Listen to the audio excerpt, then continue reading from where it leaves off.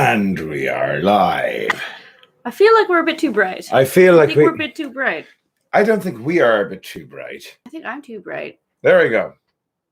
We're trying something new with the lights to see if it works. I don't like it. You don't like it? No. I also feel like I feel like we're also off center. Like, can we turn the camera that way-ish? That way-ish? Oh, yeah, absolutely. Absolutely. I think yes. Yes, indeed. Yeah, there we go.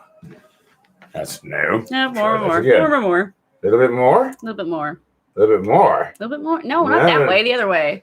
The cats go this way. There's things in the way that way. Well, not yet. They're fine. Well, if we're out of center, then maybe we should just move that way. Well, maybe You always move too far this way. Well, maybe you are a douche, is what you are. Well, that was uncalled for. Sorry. There we go. That was very uncalled for.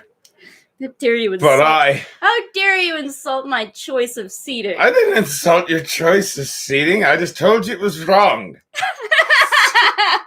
Not an insult. It's just... I didn't insult your lifestyle. I just said that it was wrong. That's not the same thing. A lifestyle choice is not the same thing as an opinion on seat placement. I'm living my life. One is something that is you're kind of born with, and it's part of your psyche, and the other is putting a chair in the wrong place. I think that it was good, and I think that it could have easily been solved if you just moved the camera that way. But no, you're afraid of people seeing the bedpost is still over there. You're afraid of people seeing your shame. Well, it's your shame too. Do you deny it? No. At some point, all we need to do a show. All of my stains are on that side of the bed. All right, then. Good day to everyone. I'm David. I'm from the Foxy. Escalate very quickly. Hey, we were off center. I told you so. I know we were off center, but it wasn't that the camera was off. It's that we were off. It's a difference. Out of your age. Yeah. Why must you smack me with the anti-pope? He's got to do something. Fair enough. All right. I'll see a lot of folks here. Hello, Hannah and Elizabeth and all the other folks. And Luscious and Kathy.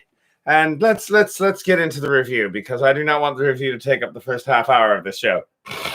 First half hour of the show is just us arguing about the camera. Or at least the first 3 minutes. Good gentles all, welcome to this, our 5th episode on the Crusade, and we're going to dive right on in with a review of what we have covered up until now. Are you ready? Because I'm going to go through this as fast as possible. Okay, right? I'm ready. Right. All right. No, I just want to grab after, so I have it on hand. Right. Good gentles all. Starting over here right in the middle, we've got the Byzantine Empire. The Byzantine Empire is urban, it is wealthy, it is full of baths, roads, and lots of ancient Roman laws. And it is ruled by Emperor Alexius, who is the Emperor of Rome and the undisputed head of all of Christendom, and the guy who gets to appoint new bishops. Did you find him? No! Too late, we're moving on. Over to the west of that. In Western Europe, very good. Western Europe, you've got Western Christendom. Whereas Byzantine Empire is urban and wealthy, Western Christendom is very rural, and everything is local. And the local guys make the local laws. Amongst those local people that make the local laws up in the Holy Roman Empire, you've got the Holy Roman Emperor, and the Holy Roman Emperor is also the Emperor of Rome and the leader of all of Christendom and the guy who gets to appoint bishops. Over down here in Rome, not important enough to get a name, though. What? He's not important enough to get a name, though. Not in this story.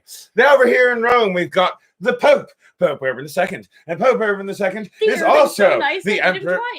He is also the Emperor of Rome and the undisputed head of all of Christendom and the only guy who gets to appoint bishops, except there's an anti-pope who got appointed over in Ravenna by the Holy Roman Emperor, and he is also the Emperor in reasserting his dominance over the what is wrong with the unstable connection. No, I don't know. Are we actually plugged in or are we not actually plugged in? We are plugged in. We are plugged in. We are plugged in. Check the thing. I'm going to check the thing. I shouldn't have to check the thing anymore. It's checked. It's good.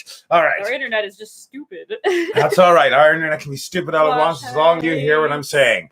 Moving on. Western Christendom, Pope Urban II, he wants to reassert his dominance over Western Europe. In the meantime, in the Muslim world, over to the east, we've got a wooden bowl ukulele and a lantern. Attack of the ukuleles. It's all right. I'm doing great. We got the Eastern world, we got the Muslim world, and in the Muslim world, over in Baghdad, we've got the Abbasid Caliph, who is the heir to Muhammad and the undisputed head of all of Islam. He doesn't get a Over in box of sticks. Cairo, he is Sunni, by the way. Over in Cairo, we've got the Fatimid Caliph, who is Shia, and he is also the heir to Muhammad and the undisputed head of all of Islam. Over here in Spain and Cordoba, we've got the Umayyad Caliph, who is also the heir to Muhammad, and he is also the disputed head of all of Islam, and he is Sunni. And over here, we've got Kilij Arslan, who is not Arab. All of these other guys are... does something. He does something. The rest of these guys are all Arabs. Kilij Arslan is not Arab, he is Turkish, and he is also not the heir to Muhammad, nor the undisputed head of all of Islam. He is just the biggest, baddest guy on the block. And he came out of the Central Asian steppes and conquered all of Central Anatolia, which used to be owned by the Byzantines, Emperor Alexius I. Emperor Alexius is very upset about losing Central Anatolia, so he sends a letter over to his friend, Pope Urban, not friend, really, frenemy, Pope Urban II. Sends an angry email. Sends an angry email to Pope Urban II. There was a bit of lag. Hopefully that won't happen again. Sends an angry email over to Pope Urban II and over in Rome. And he says, hey, Pope Urban the Castnif. Pope Urban II, my Christian brother. Can you send me some Christian knights? Can someone record that for posterity? That's been recorded. It's recording right now. I haven't even drunk anything yet because I haven't gotten past episode 1. Can you send me some Christian knights to help drive the infidel out of my lands? And Pope Urban II says, I've got a better idea. Pope Urban II is up in Clermont. He's up in Clermont because the Pope Clement, which is the anti-pope, is in Rome because Pope, the Holy Roman Emperor, made him do that. In the meantime, Pope Urban the Sacknift, Pope Urban II is in Clermont in France. And in Clermont in France, he gets up and he says, I'm going to declare a crusade. Are you going to do the thing or not? Pope Urban II gets up and he says, I'm going to declare a crusade. Pope Urban II. You don't have to repeat it. Just wave the thing. I'm going to declare a crusade. And everybody goes, what's a crusade? And he says, it's a thing I just invented. It's a pilgrimage, except you kill anybody who gets in your way. And then Bishop Adamar gets up and he says, I will lead your crusade against the infidel. And Pope Urban II says, that's just fine. Everybody get ready for a crusade. And that brings us to the end of episode 1, which took 5 minutes. I'm going to drink. There he is at the bottom. Episode 2. Whee! Episode 2, Pope Urban II has declared the crusade. And all of the normal knights then proceed to go and get ready for going on crusade, which takes about a year. But some people are too impatient. Amongst those people who are impatient, you got Walter Sansavar, who starts up here, and he decides, I'm not going to get ready a year, I'm going to go now, and I'm going to get all these peasants to follow me. So he goes across Europe, and he gets to cross Hungary, which had just converted to Christianity. He gets to Belgrade. The Byzantines are there, and they say, well, what are you doing? We're going to have to escort you over to Constantinople. And Walter Sansavar says, how about I pillage the Hungarian countryside instead? And so he goes and does so. And the Byzantines say, stop it. And Walter says, make me. And so the Byzantines make him. And then they forcibly, in chain, and with armed escort him across the Balkans to Constantinople. In the meantime, Peter the Hermit over here in Clermont. He's a weird hippie, except he's a warring hippie for some reason. And he says, I know that the Pope said that you need to get ready for a year, but I'm not going to get ready for a year. I'm going to go right now, and I'm going to get all these peasants to follow me. And he goes across Europe, and he goes across Hungary, which had just converted to Christianity, and he pillages the Hungarian countryside along the way, which is annoying because a lot of these villages had just been pillaged by violent hippie. Indeed, had just been pillaged by Walter Sansavar. And Byzantine army comes in at Belgrade and they say, what are you doing? We're going to take you to Constantinople. And they escort them over to Constantinople. And in the meantime, Count Emiko, also up here in the north parts, he decides, I'm not going to wait a year. I'm going to go on crusade right now and damn Debbie everything. And so he makes his way on crusade and goes to the Rhineland where he kills a bunch of Jews. because it seemed like the thing to do.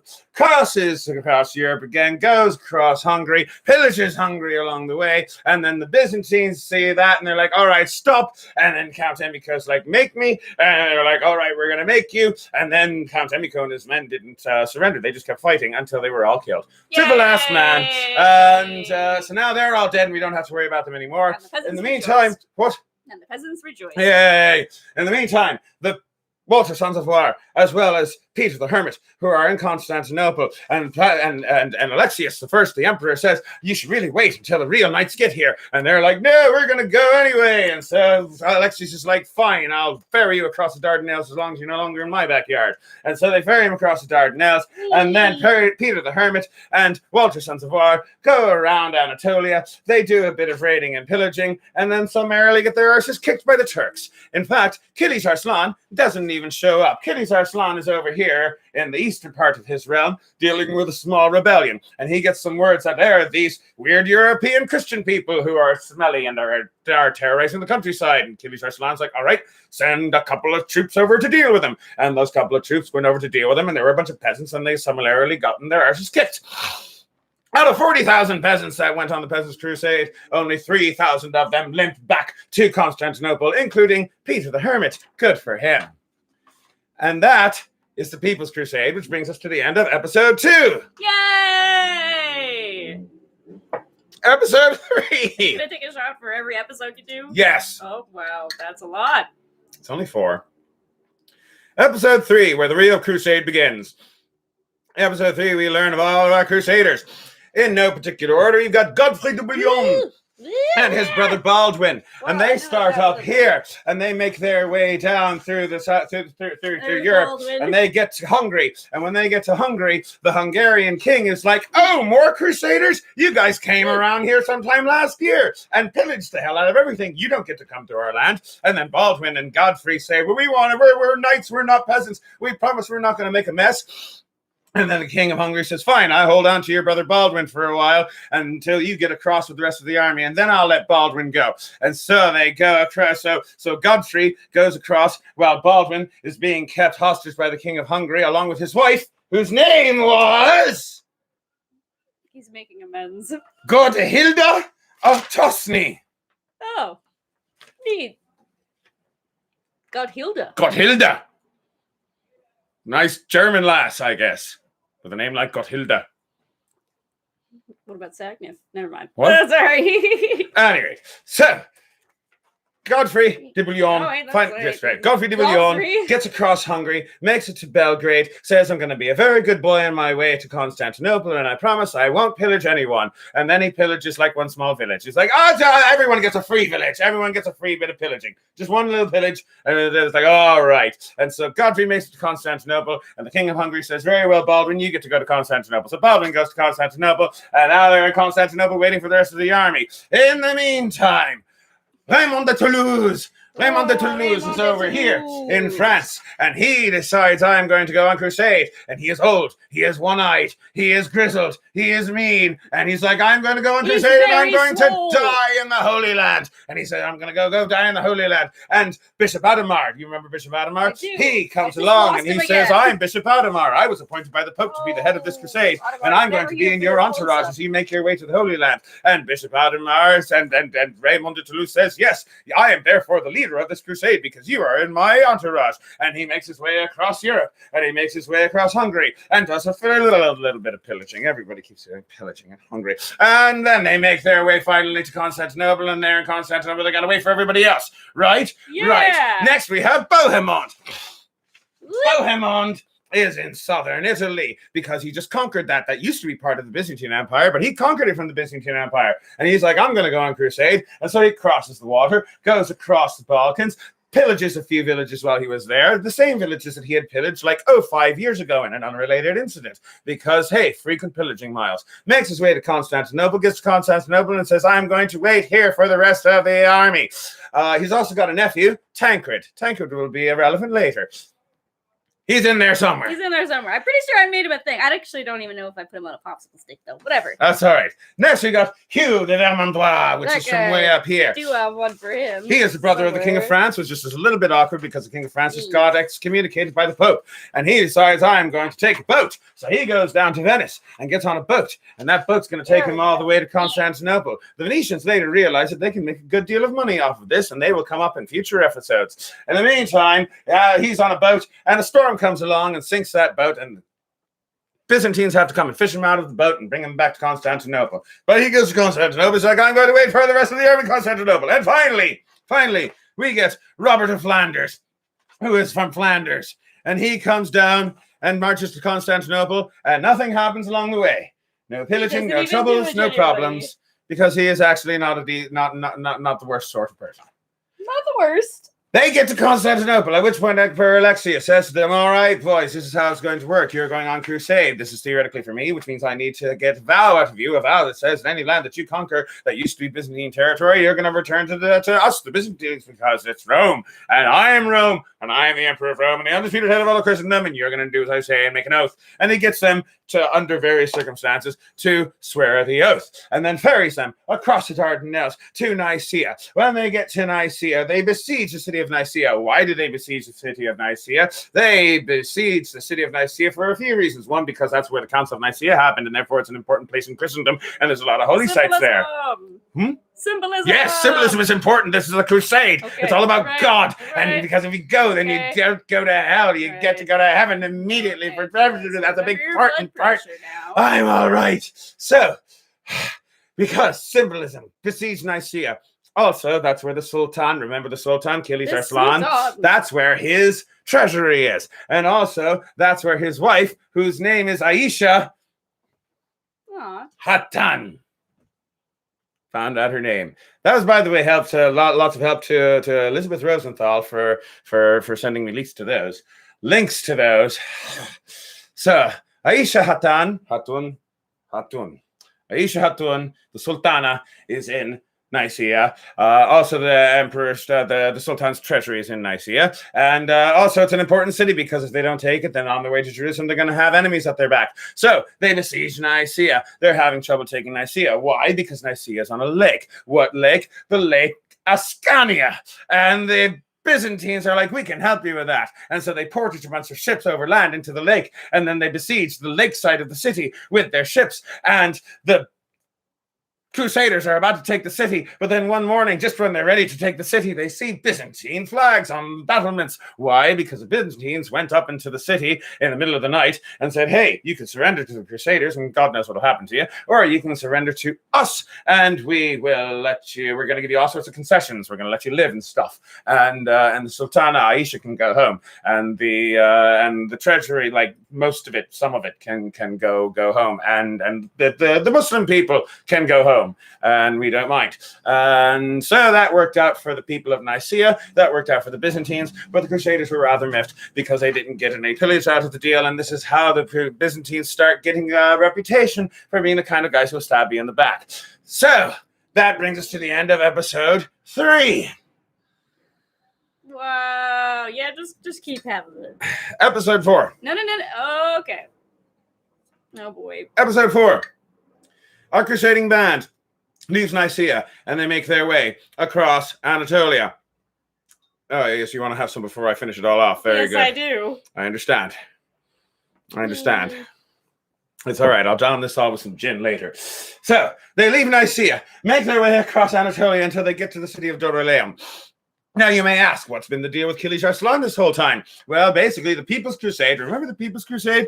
They were such a failure and got their arses so summarily handed to them by, just like the worst of Kilij Arslan's soldiers, that he's like, well, these guys are dumbasses. I don't need to worry about them at all. So when the real crusade, the real First Crusade with the princes, when they landed on the shores of Anatolia, and the messengers came to Kilij Arslan and told him, hey, there's all these more Christian smelly knights here, and Christian smelly knights, they're gonna stub their toes to death before they even get to Nicaea. But then they get to Nicaea, and Kilij Arslan's like, I'll take some of my cavalry to deal with them. And then he gets there, and he's like, wow, these guys are more than I thought they were. I'm gonna go back for reinforcements. So Crusaders continue on to Dorylaeum. And when they get to Dorylaeum, that's when Kilij Arslan comes back with his reinforcements. Bohemond and his nephew Tancred get separated from the rest of the army, at which point the Turks surround them with their horse archers, and they start attacking them. But the Crusaders hold a defensive line with their shield wall and manages to hold out for something like 8 to 10 hours. I don't remember. I've got it written down somewhere. But it was a long, long bloody time. And they didn't break the line until finally the reinforcements arrived in the form of Raymond de Toulouse and Godfrey de Bouillon and Hugh and Flanders. And they all show up and they come and the Bishop Adhemar rides on a horse and leads some men around the backside to attack the bad guys. And there are priests singing the whole bloody time. And everybody... I never hear what I need. There he is. Look, he's riding a horse. Yes. And Kilij Arslan loses, and he doesn't die, but he retreats. He retreats with his army and decides to... I'm just really proud of this one. I'm very, very, very glad you're proud. The sheaves. He retreats, and the Crusaders are victorious. And the reason why this is important is because... first of all, they don't get stopped. Kilij Arslan could have stopped them at Dorylaeum, but he didn't. But much more importantly, because they won in the way they did, it gave them this whole idea that they knew what they were doing, that they were chosen by God. Their preconceived notions got reinforced, and thus they continued on even more determined than before. So they make their way across Anatolia until eventually they get to Iconium, and around there is when they have to split ways, because most of them rather, decide that they're going to go the inland route by the Anti-Taurus Mountains, which is a safer route as far as being safer from enemy scouts and enemy units and such, whereas the others, which is only two of them, Baldwin, you remember Baldwin, who is the brother of Godfrey de Bouillon, and Tancred, who is the nephew of Bohemond. They proceed to take the coastal route because it is a shorter route, and they can just conquer a couple of random cities along the way. There's a bit of Baldwin. Yes, there's a bit of drama around the city of Tarsus, where, long story short, Tancred takes Tarsus. Tancred takes Tarsus by calling for reinforcements in an effort to confuse the Turks. It works, and he manages to take Tarsus. Then Baldwin comes along and says, "Oh, good job taking Tarsus. I want it now." And Baldwin's forces outnumbered Tancred's forces, and so therefore Tancred gave it up, and he went along his merry way to the next town down the road. In the meantime, the Turks decide to come out of the woodwork when the reinforcements show up, and then the Turks kill the reinforcements, and Baldwin just lets them, and everybody's really upset at Baldwin that he would just let the Turks kill fellow Crusaders. What is wrong with you? Don't you even care about the cause? And so they kind of mutiny against him, and Baldwin has to leave Tarsus with his small group of supporters, and he makes his way down the road to where Tancred is, and Tancred's like, "Screw you, I don't like you anymore." And Baldwin's like, "Screw the whole crusade, I don't want a crusade anymore." And he runs off to Edessa, which is like way out here in the middle of nowhere, Syria.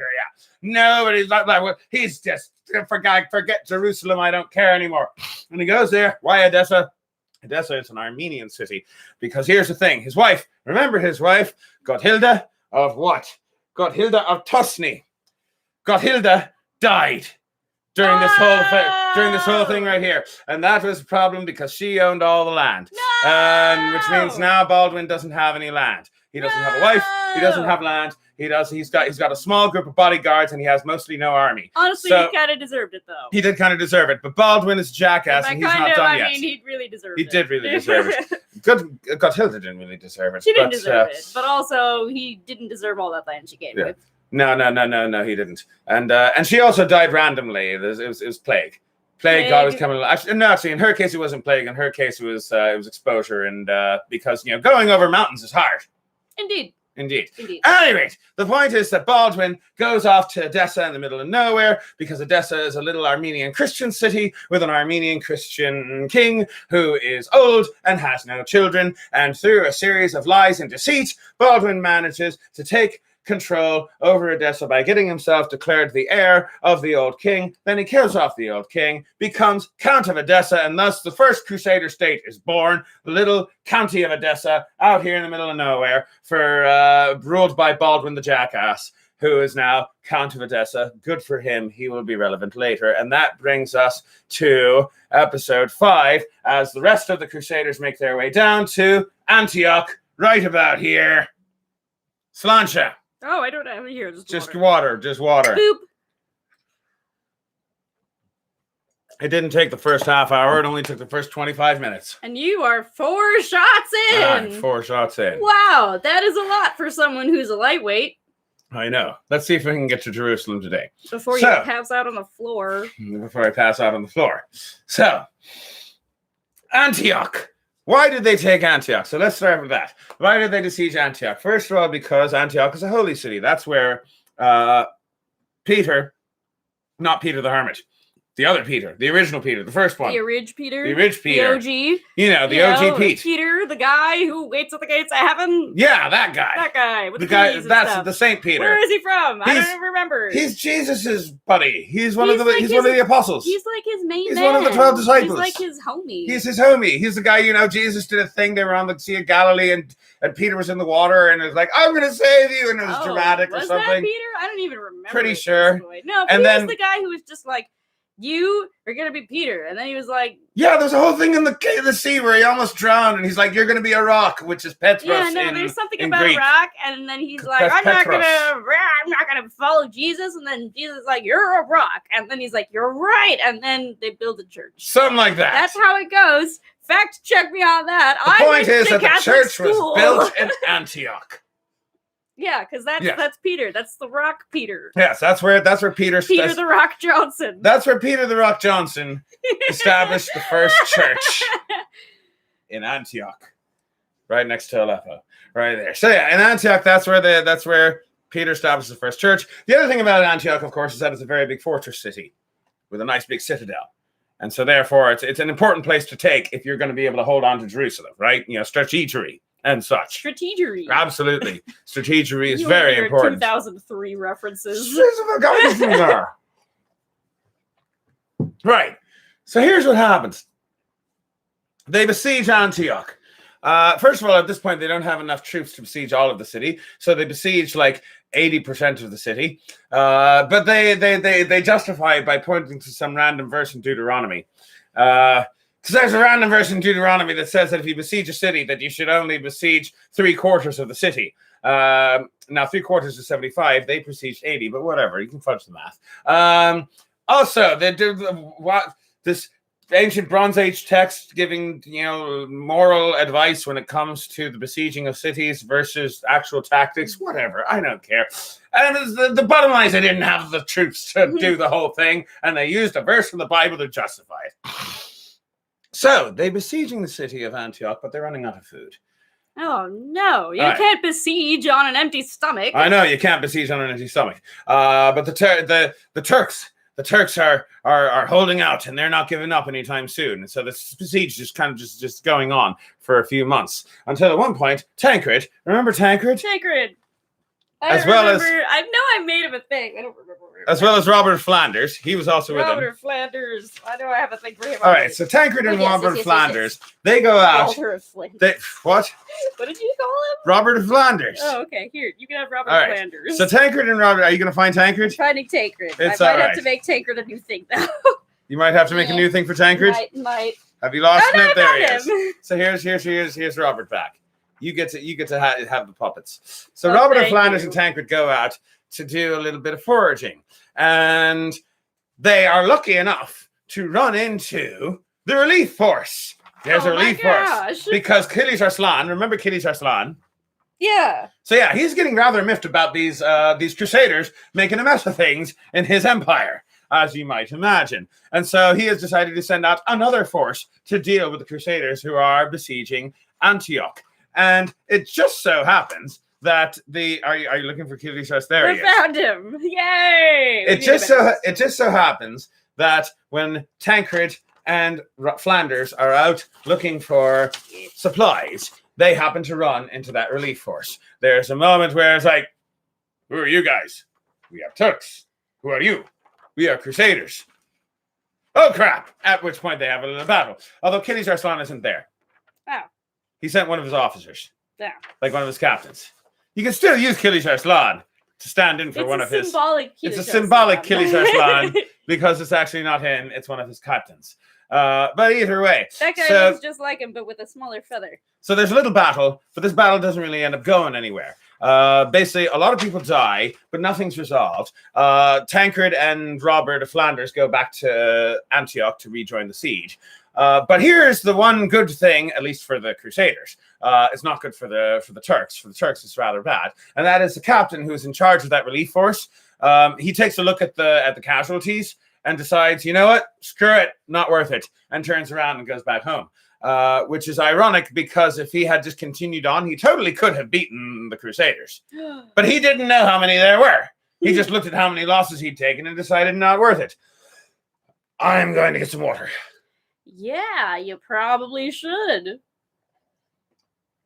Just a little bit to balance out what you finished that off. Fair enough. What do you mean? I had one shot of it. It is fair. I never said it wasn't fair. It was very fair for you to finish it off. Oh, I've got bourbon. Oh no, that's the death bourbon. That is. This isn't death bourbon. This is just wild turkey. This isn't even. Yeah, but it's the really high alcohol content wild turkey. High-ish. Anyway, we're gonna have to get some more if we're gonna want to make some more of the delayed blast fireball. Do we want to make more of that? Yes. Okay. Anyway.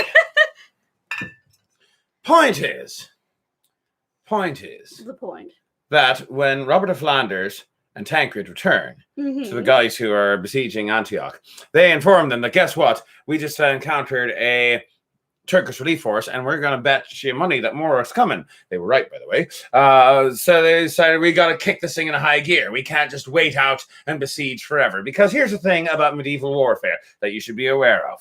General thing about medieval warfare. For the most part, when you come to a city, you besiege the city. That means you surround the city with soldiers, at the checkpoints and the roads and the key areas, maybe put up some sort of defense system, what have you.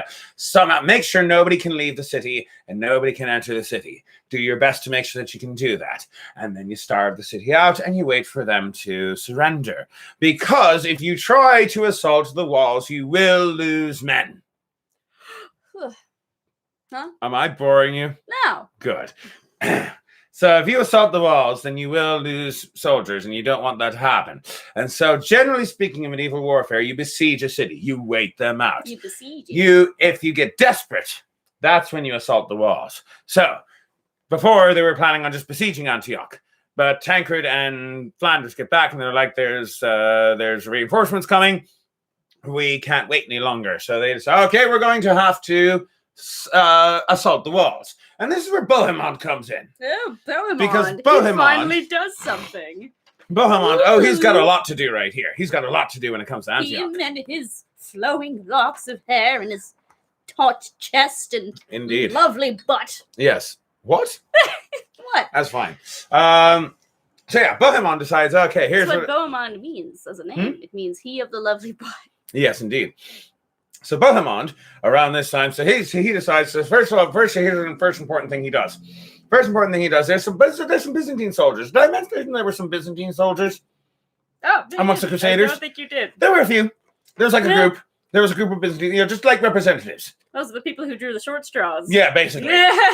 Basically, when Emperor Alexius is like, okay, you guys get to be in Thessalonica, you guys get to be in Corinth. Ooh, cushy job right there. You guys get to be in Bulgaria. Lovely ladies up there. And you guys get to go with the Crusaders. Enjoy. Yeah. No. So yeah. So this group of Byzantines that are there, Bohemond goes to their captain and he's like, hey, did you know that there's a bunch of people who are trying to kill you?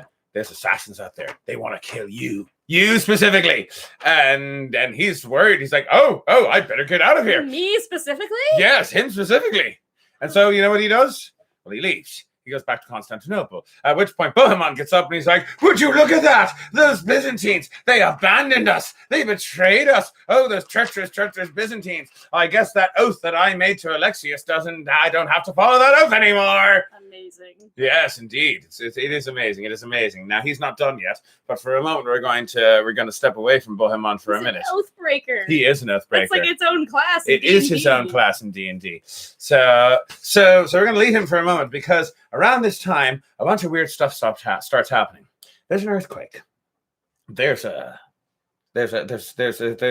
meteor shower. There's frogs. Not frogs. Oh.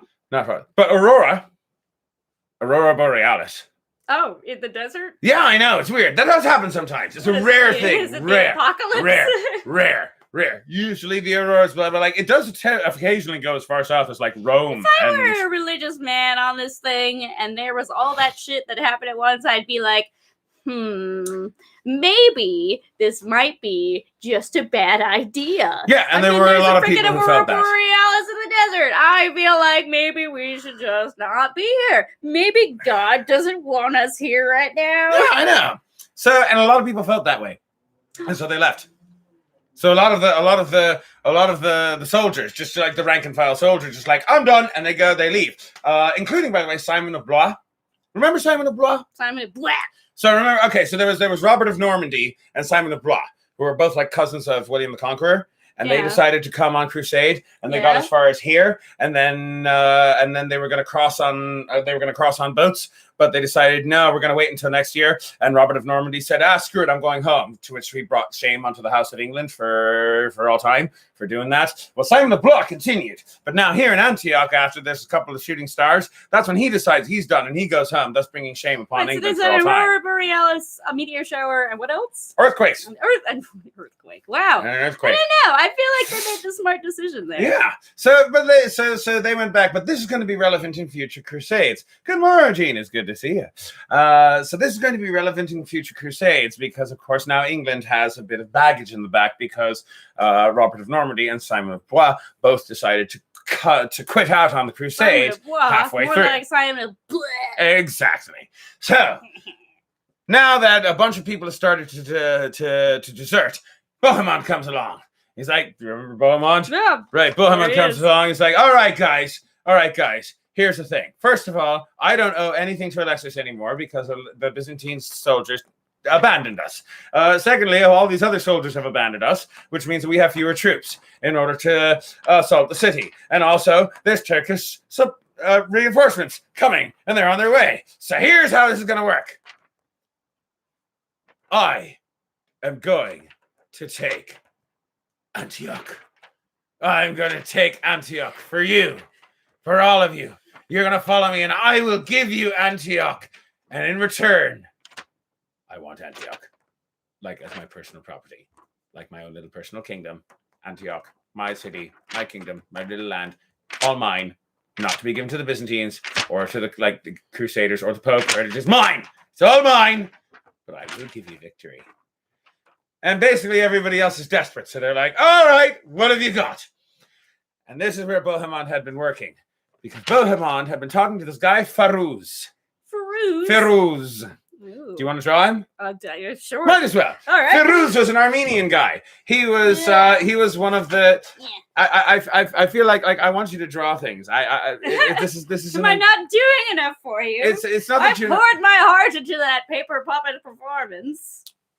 You did, but I want more puppets. I want more puppets. Fine. All right, Firuz. Well, you got to give me a good description. Firuz. All right, so he's an Armenian guy, and he's Muslim. Sorry, he's Christian rather. That's the important thing. He's Christian because you got to remember that a lot of the people who live in Antioch are Christians. You know, like the Turks are in charge, and the Turks are Sunni Muslim. But Firuz, that's spelled Firouz for some reason. How is it spelled? It's spelled in Arabic, is what it's spelled in. Firouz.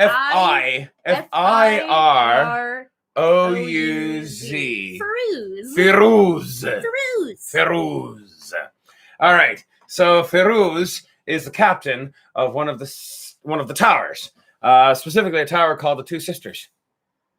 That random thing. That's what the tower was called. The Two Sisters. What? You're always called the Two Sisters. Not always. Well, that's like a thing with just generally, if you have two things that are right next to each other, they'll be like, the Two Sisters. Oh, well, unless there's three of them. And they'll be like, why? Then it's the Three Sisters. Then it's the Three Sisters. And Indeed. It's just like, why are they sisters? How do you know the gender of these buildings? I don't know. For some reason, genders have buildings. I mean, buildings have genders. And everything is female. Everything's a female if it's not a human. It's because of patriarchy. It's because of male domination. Like, this boat I've decided is gonna be a woman. And you're well, like, because why? here's the thing, because you can own it but you also feel an emotional attachment to it as though it were a person, but you can't own another male. That's too much like slavery, but you can own a female easily enough. I am not actually endorsing this, by the way. This is just a statement on the way things have been in the past. That's nasty, and I dislike. I dislike as well. I officially dislike, just so that's clear. I am not endorsing this point of view. I am just saying that this generally speaking, in fact, not generally, just speaking, often don't own people. Well, yeah, yes, don't. Sorry, I didn't know what you were about to say. But yeah, don't own people. Right. Point is that you've got this tower, the two sisters. It is run by Firuz, the Armenian captain, Christian captain of the city that is under Turkish Muslim Sunni control because things are complicated in the Middle East. Bohemond has been in conversation and in communication with Firuz. And Firuz is like, you know what? I don't like being in a city that's being besieged. And I really don't care if Christians are in charge because I'm Christian myself. And so he's going to willingly surrender his tower to Bohemond. What a bro. Indeed. So, while Godfrey de Bouillon and Raymond of Toulouse are attacking the main, they decided they're going to make an assault. They're going to make an assault on Antioch. And while Raymond de Toulouse and Godfrey de Bouillon are attacking the main gate, Bohemond is taking the tower of the two sisters with the help of his buddy Firuz. And it succeeds. It works. And they manage to take the city of Antioch, but not the citadel, which is a mild problem. But they take the rest of the city of Antioch, and they do a minimal amount of pillaging and slaughter, at least of the citizens. Soldiers get slaughtered, obviously. That's how war works. But citizens-wise, as far as like the peasants go, only a few get slaughtered. Oh, only a few. Only a few. Wonderful. Not very many. Such low standards. I know. But great. But only a couple of I wish to point that because when we get to Jerusalem, it's going to be different. Yeah. Oh boy. Yeah. Oh boy. I'm looking forward to it. Yeah, indeed. We're looking forward to Jerusalem. But right now we're not. So they take the city of Antioch. But now, unfortunately for them, within a few days, the scouts come back and they're like, guess what about those Turkish reinforcements? They're here. The Turkish reinforcements are here. So you've got there's still some Turkish soldiers in the citadel. Most of the city is being held by the Crusaders. And the Turkish reinforcements are on their way. Now, here's the thing. So luckily, Bohemond does a very good job of routing out the Turks who are in the citadel. So he manages to take the entirety of the city, right? Right. So the Crusaders now have the city of Antioch, and the Turks are now surrounding the city, and now the besiegers have become the besieged because poetry or something like that. So now all the Crusaders are in the city. They're starting to starve again because they're running out of food again because now they're being besieged instead of besieging, but they have no food. So now what? Well, along comes this guy. Peter Bartholomew. Wow. You want to draw him? I might as well. Yes. He's a weirdo. You said his He's name a so mystic. dramatically. Oh boy. He's a mystic. Remember Peter the Hermit? Yes. Remember how much of a nutter he was? He's a mystic. Sorry. Oh, side note, random thing I forgot to mention. Remember when all of the comets were falling and everything, and Simon of Blois abandoned the crusade and all that? Yeah. So around that time, there were a bunch of people who tried to abandon the crusade. One of the people who tried to abandon the crusade was Peter the Hermit. He's still there. He's still there. What is he doing? He's still on crusade. He met after the People's Crusade and all those people. Remember the 3,000 survivors? He was one of them. Yeah, I know he survived. So he was at Nicaea, he was at Dorylaeum, he was all of these places, and he was at Antioch. And basically, he saw all the signs and decided to leave. And he decided to leave. Did he? But the Bishop Adhemar, remember the Bishop Adhemar? The Bishop Adhemar, Senpai. He chased him down. He chased him down and said, "You're not abandoning this site now. Not you. Not you after all you've done. After getting here from day one, no. You're coming back." That's really fucking funny. Yeah. So keep in mind that in this siege at Antioch, at this point, Peter the Hermit is there, but at this point, he is there very much under duress. Because Bishop Adamar's like, you're seeing this through to the end, you jackass. All right. Meantime, what does he look like? Peter Bartholomew. So very much like Peter the Hermit, except crazier. So just think Peter Peter an old man. Actually, he's younger. He's a younger man. He's a younger man. He's a younger man, but he's very much a mystic. Is he like middle-aged or is he like a young man? Like 30s. 30s. All right. Let's say he's in his 30s. I don't know. I actually don't know how old he is precisely. I just want to know whether or not I should not, draw him old or not. Peter the Hermit is definitely an old man, but I don't know exactly how old, but he is an older man. But Peter Bartholomew gets depicted as being a younger fella.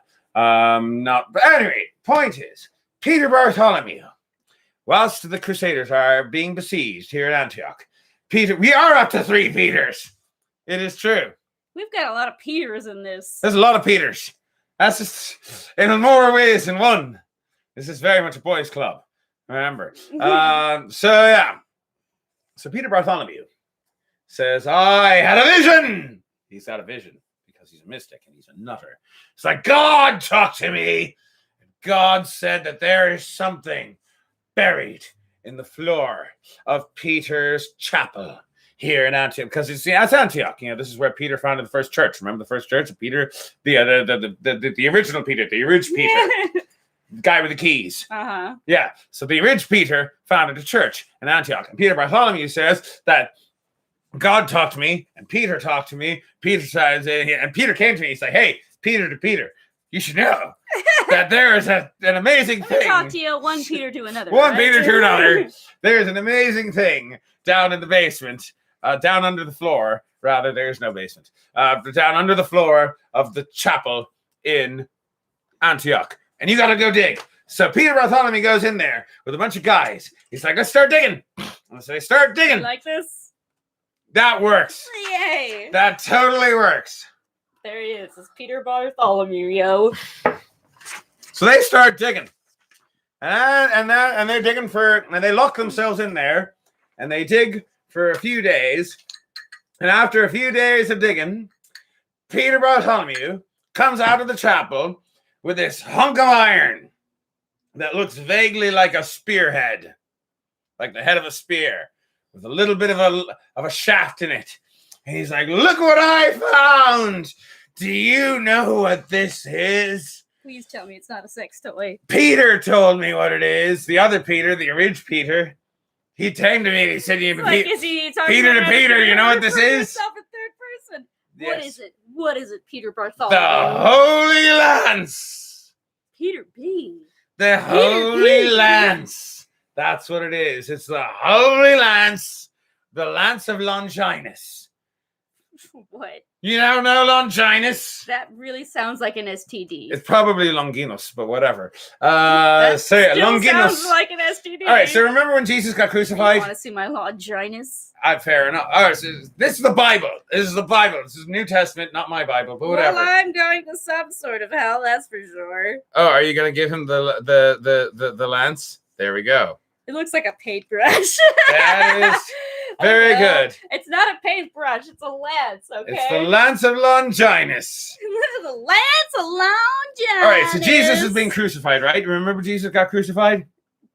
Yeah, I think that's one of his more defining thingies. And you remember that there was the Roman soldier, Longinus, who came with the spear and stabbed Jesus? I don't remember Longinus. Well, you remember that Jesus has a scar on his thing, right? I do remember that, yes. That's a stigmata. They never gave him a name. He's got the hands, he's got the feet, he's got the crown of thorns. I know what a stigmata is. And he's got the thing in the side. Longinus.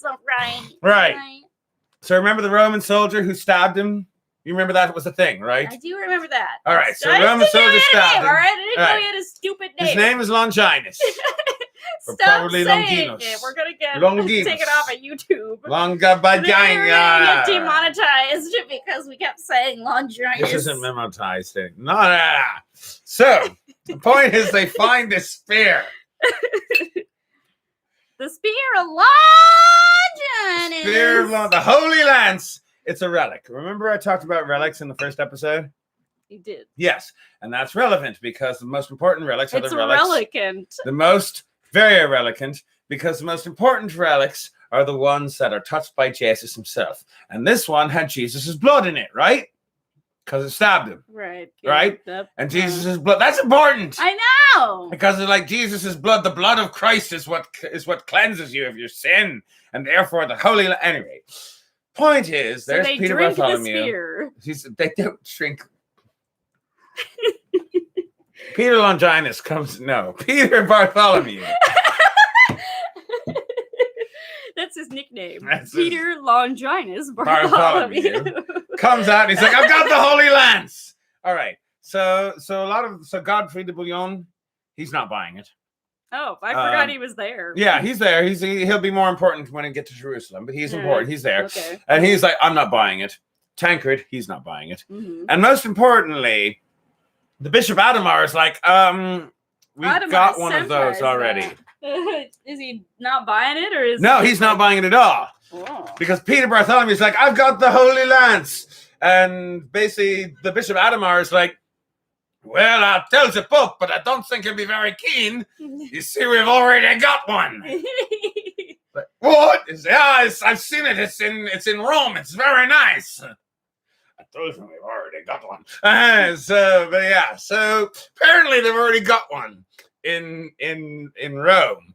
So Bishop Adhemar's not buying it. But Raymond de Toulouse. I don't know why I keep on calling him Robert. Because there's another Robert. There's a lot of our names here. It's confusing. All right, we got Raymond de Toulouse, old Captain One Eye. Old Captain One Eye. He's buying it. He's buying it, and he's like, it's a miracle. It's the Holy Lance. And this is what is going to lead us to victory. And so he decides we're going to do a full frontal assault on the Turks tomorrow morning. First thing in the morning, we're doing it. So next thing in the morning, Raymond de Toulouse. Full frontal was Raymond de Toulouse. And of course, all the other knights are like, well, if we don't join him, then we're going to have to do a full frontal later with fewer people. So we might as well do this now. So everybody goes out. Raymond de Toulouse has the Holy Lance, and everybody's driving down. Also known as the Spear of Destiny. I actually did not know that. Thank you very much, Scooter. Neither did I. So apparently it is also called the Spear of Destiny. Who'd have thought they wouldn't want to call it Longinus? I don't know. But anyway, so they all come out of... They decide they're going to sally forth out of the city with Raymond de Toulouse in front holding the spear. And here's the thing. It's amazing what the placebo effect can do. It is amazing how psychology can feed into shite, because the Crusaders had a resounding victory against the Turks, which is weird because the Turks outnumbered them, and they were on the home front. We can do this. We've got the Spear of Longinus, and all their friends were like, "Oh, there's a pill for that now, right?" Exactly, but that didn't matter. They didn't take the pill, and instead they rode out to victory. It was weird. People were hallucinating, by the way. That's the only way to explain There's another pill for that. There's another pill for that. That either. But in the meantime, there were a lot of people who were convinced that they saw saints on white horses riding along with them, like ghostly saints. It's like Harry Potter. Yeah, exactly. And like they were either hallucinating or it was an emperor has no clothes kind of dealy thing. Go marching in. When the saints come marching in. Oh, they're gonna kill all the Turks in Antioch. And when the saints maybe also some Jews. So the point is that the Crusaders are resoundingly victorious. Whether it was a real lance or not, because it's not, because of course it's not. The point is, in spite of the fact that this is all clearly bullshit, they still won. Because that is the amazing power of psychology right there.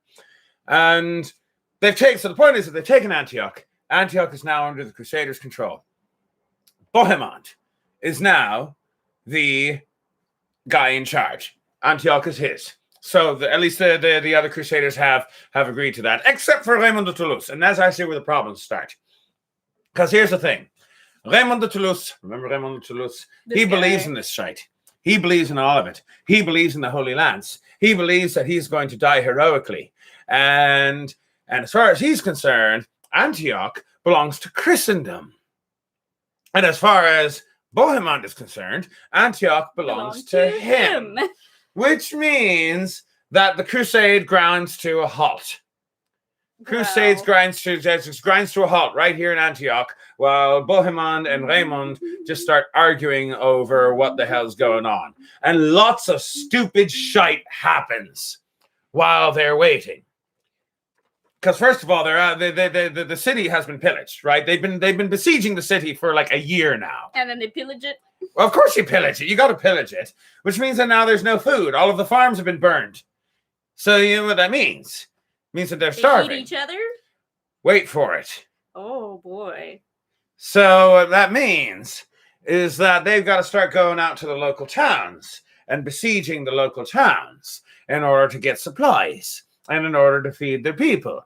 And they come to the city of Marat. And in Marat is where things get really nasty. Because they besiege the city of Marat. They take the city. They kill all the Turks. And they're out of food. And so they eat the Turks. They eat the dead Turks that they have just slaughtered. No. Yeah. So, and don't get me wrong, by the way, the leaders of the crusade who are still in Antioch, they're appalled by this when they hear it. This is what kind of kicks them all in the arse. And this is when Raymond de Toulouse goes, all right, cannibalism is where I draw the line. It's good to know they draw the lines somewhere. Cannibalism is kind of an extreme, but hey, at least they actually drew it. Yeah, they drew it. It's good. It's Probably good should to have draw drawn lines a somewhere. murder. They were Probably being should have good drawn it in a lot of Christians, places, but at least they drew it somewhere.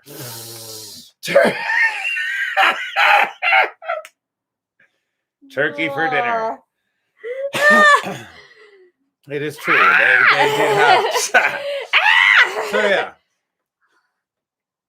So they continue along their way. I knew they were gonna eat someone. Of course, they're going to eat someone Someone's eventually. gonna get eaten. So, side note: around this time, just in order to make things just a little bit more complicated, a plague starts running through the men. Bishop Adamar dies. No! I know. Bishop Where Adamar. Bishop Adamar. Bishop That's Adamar has Bishop died of Adamar. plague. There he is. Bishop Adamar has died of plague. Oh, And say, can can you you see? All right.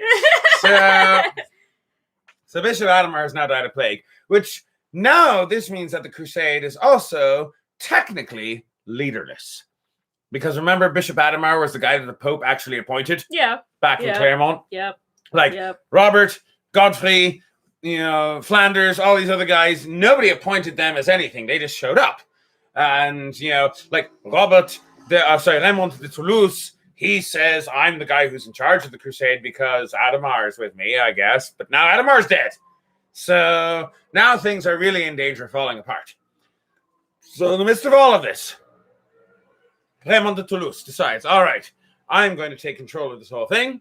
And Raymond de Toulouse gets his army together and says, that's it. We're marching on Jerusalem right here, right now. And, and Bohemond's like, well, what about Antioch? And Raymond de Toulouse is like, I don't give a damn about Antioch. You can keep it for all I care. And Bohemond's like, you heard him. You heard him. You all heard him. You all heard him. Antioch is mine. Bohemond doesn't come to Jerusalem. He's got his own little place now. The Principality of Antioch. That's the County of Antioch. It'll eventually become the Principality of Antioch, but for now it's the County. County of Antioch. County of Edessa. County of Antioch. We've got our second Crusader kingdom. All right. Fantastic. So Bohemond's got his little kingdom and he's staying there for now. All right. So still left in the game, we've got Raymond, we've got Robert, we've got Tancred, and we've got Hugh is still Hugh. there, right? So that's Hugh of done. And Vermandois. we've got Godfrey. Except now we don't have Hugh of Vermandois anymore because while all of this is going on, so they hear the news about the cannibalism and stuff. Uh-huh. So that is the point at which Hugh decides to turn around and say, okay, this is this is over my head. This is way over my head. And so he turns around and he goes back to Constantinople with the intention of getting reinforcements from the Byzantines. That means boat sinks. No boat sinking. But basically, when he gets to Constantinople, he's like, we want reinforcements, and and Alexius is like, what do you mean reinforcements? Like, I already sent some troops down with you. They turned around because you just told them to leave. Well, screw you! I'm not dealing with this. And Hugh is like, well, screw you! I don't want to deal with this. And he goes home to Paris. Oh. He just leaves. He gives up. Goes on to Paris, and for which he will be mocked until the end of his days. And he also, by the way, brings shame onto the House of France, because he's the brother of the King of France. Remember that? Well, it does suck that everybody who made the relatively smart decision of abandoning this very stupid cause gets shamed for the rest of their lives. Indeed, they get shamed and bring shame onto their respective households, which is why in later crusades, France and England are going to be very much involved in later crusades, because Hugh and Simon of Blois and Robert of Normandy decided to chicken out at the last minute, even though it was a sensible thing to do. So, all right, so Bohemond and who's the other one? Baldwin are not here anymore, and Hugh has also left the cause. Hugh has left, which means we've still got Robert of Flanders. We still have Tancred, who is here somewhere. We've still got Tancred. Tancred's still involved. We still got Raymond. Mm-hmm. And Bohemond is and Godfrey. Don't forget Godfrey. Godfrey de Bouillon. Godfrey de Bouillon is in there somewhere. He's there. He's here. Trust me, he's here. Oh, there he is. Okay, Godfrey here too. So, I see that we are at the hour mark, but do you know what I have decided? Just finish it up. Yeah. We're almost at the end. We're almost at Jerusalem. We're not doing this for 6 episodes. This won't take up an entire Especially since the first 25 episodes was review. We can do this in less than 20 minutes. I think we can get to the end of this in less than 20 minutes. Do it. All right. Do it. Get that bread. So, Raymond de Toulouse decides, okay, I'm done waiting. So he decides to go south. He starts marching south from Antioch. Along the way, he conquers the city of Tripoli. That's going to be important later. Also, after he has conquered the city of Tripoli, he goes over to take over the nearby fortress of Arca, which is important because it's got big walls. Yes. It's not important for symbolic reasons. Like, remember how Antioch was important for symbolic reasons? Because that's where Peter, the Origpid, decided to found the first church, the Orig Church, the Orig Church. I don't know. The point is that Antioch is important for Crusader reasons. Tripoli and Arca are not important for Crusader reasons. They're kind of important for strategic reasons, which kind of makes you wonder why Raymond de Toulouse decided to dilly-dally along the way in order to conquer these cities, unless he's possibly carving out a future Crusader state for himself. Wink, wink, hint, hint, spoiler alert.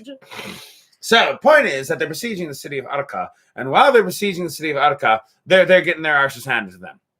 And Raymond de Toulouse's army is getting soundly splattered.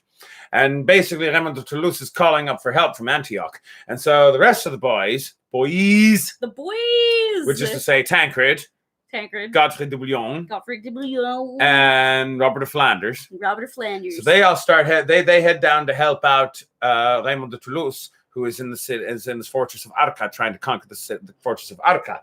And while they're at the fortress of Arca, Godfrey de Bouillon basically says, you know what? I think that it's kind of stupid that you decided to pause on our way to Jerusalem to attack this little fortress of Arca. And Raymond de Toulouse is like, but I've got the Lance of Longinus. At which point, there's a pill for that, right? Yes. Yeah. At which point, Godfrey's like, there's a pill for that. But Godfrey's like, remember how Godfrey never actually bought the whole Lance of Longinus thing? No, he didn't. So basically, at this point, he goes to Peter Bartholomew. Remember Peter Bartholomew? Peter Bartholomew, who's over here. Yep, there he goes. There he is. Peter Bartholomew, who looks very trustworthy. So Godfrey de Bouillon goes to Peter Bartholomew. Go ahead and hold up the puppets. This is part of what makes this show at this point. Aw, I feel so honored. I know. I like it. So Godfrey goes to Peter Bartholomew, and he's like, I don't think that this Lance of Longinus thing is legit. I think that besieging the fortress of Arca is a pain in the ass and a waste of time. So what do you have to say to that? And Peter Bartholomew is like, well, I will prove to you that this lance is genuine. And so he's like, first we're going to march around the city 7 times, just like in the book of Joshua. And they're doing it. And they do it. They march And around they the do city it. 7 times, just like in the Book of Joshua. I didn't even know that was a thing. That was a thing. I didn't even know Josh had a book. You don't know. It's a New York Times bestseller. I missed it. It's in the Bible. It's right after Deuteronomy. The Bible's a New York Times bestseller. Yeah, of course probably. it is. I don't know. All right. So they march around the city. All right. How many times did I go around? We need to finish this at some I didn't point. go around 7 times. All right, there we go. All right. So they march around. And then Peter Bartholomew is like, watch this. And he builds a huge bonfire. Whoosh. And he's like, I'm going to take the lance. And the walls do not come tumbling down. I see where you're going with this. And that is where he was going. But that's not actually where they landed. So Peter Bartholomew says, I'm going to build a huge bonfire. And I'm going to take the lance. And I'm going to march through the bonfire. Oh, no. And the lance is going to protect me. Oh, no. Do you want to know something? Oh, no. It didn't. Did he die? He died, but not immediately. It took a few days. And during that time, he was like, God spoke to me when I was in the fire. And he said my faith was not perfect, but the lance is totally legit. And then he died. The lance is still legit, bro. The lance. And that was the point where Godfrey goes to Raymond. Got Godfrey. Got Raymond. Boop. So Godfrey goes to Raymond and he's like, all right, are you done fucking around? and Raymond's like, all right, I'm done fucking around. He's like, are you ready to go take Jerusalem now? He's like, yeah, I'm ready to take Jerusalem. So they went out to take Jerusalem.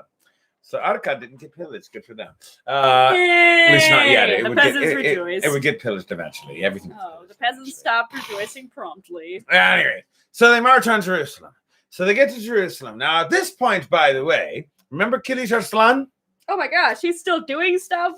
Actually, not anymore. We're finally done with Kilish Arslan. He tried to prevent them from taking Antioch and failed.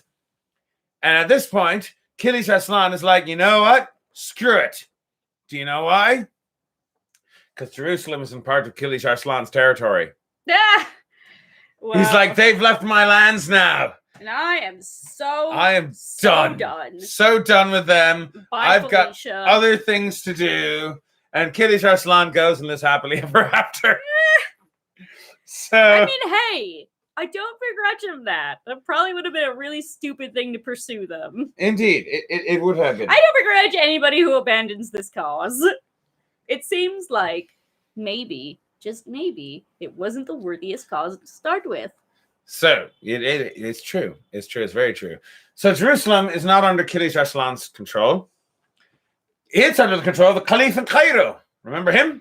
You didn't have me draw him. And I you never didn't- had- You didn't name him either. Al-Mustali. Oh. Pretty sure. Don't check. Yeah, Al-Mustali. Al-Mustali bin Illah. I don't know how to spell that. That's Do you want me to all right. make him a puppet? What? Do you want me to make him a puppet? No, he doesn't actually show up. He stays in Cairo the whole time. Oh, okay. If you want, you can make a puppet of the guy who's in charge. Iftikhar al-Dawla. I don't know how to spell that either. That's all right. You don't have to. Okay. All right, it's all right. It's all right. So he's the governor in charge of He's the Jerusalem. governor. really, but yeah. Point is that the Crusaders now march. What time of year is it at this point? I believe that at this point it's like spring. Ooh. It is at this point we are in 1099. It's been a while. Springtime for the So 1096 was Crusaders 1096 was and the when. Papal State. Sorry. Fair enough. So 1096 is when Pope Urban II declares the crusade. By 1097 is when all of our main characters actually make their way because they've had a year to prepare. Our guys. So by the fall of 1097, they reach Antioch, and it takes them like a full freaking year to take Antioch. What are those? What? What is that? What Are is those what? little bunny ears? That's the Sinai Peninsula. Oh. That's it's the cute. that's the Red Sea there. It looks like That's the Gulf of random- Suez and the Gulf of Aqaba. Aw. Sorry. Anyway, are we gonna get through this one day? I We're gonna promise. get there. We're only 8 minutes over. We're fine. All right, we're fine. We're fine. We're fine. We're fine. We're gonna do this. So the point is, so the siege of Antioch takes like a whole freaking year. Uh-huh. So by the spring, of 10. So like so by the autumn of 1098 is when they've taken control of Antioch. So we're in the spring of 1099 when they are finally heading down to Jerusalem. So spring of 1099, heading down to Jerusalem, and they go to besiege Jerusalem. So we've got Godfrey de Bouillon, and we've got Raymond de Toulouse, we've got Tancred, and we've got Flanders. And they are besieging Jerusalem. And they realize we are not going to be able to do a long siege with this, right? Because they just don't have Sorry. Exactly. Bourbon. Right. They don't have the men, they don't have the supplies. Because the countryside around Jerusalem, the Fatimids, the Fatimid generals and captains, they poisoned all the wells, they cut down all the trees, which means that they can't besiege Jerusalem, but they can't assault Jerusalem. What are they going to do? Who should show up at the last minute but a bunch of people from Genoa? Oh, that's random, but okay. That is kind of random. It is kind of random. You got What's that on the horizon? It's some people from Genoa. You got some, like, oh, okay. And they come in with boats because people from Genoa have boats. And they trade, wow. and they do business, and they make money and stuff because they're trading cities like, in northern somebody Italy. Need a boat? Like, does somebody need a boat? And Godfrey de Bouillon is like, no, we need siege equipment. He's like, well, siege equipment is made of wood. He's like, but there's no wood here. The Fatimids have chopped down all the trees. But we can totally destroy those boats. Those boats can be turned into siege equipment. Do you guys want to give us your boats and turn them into siege equipment? No, we kind of need those to get around. Actually, now the Genovese are like, do you have money?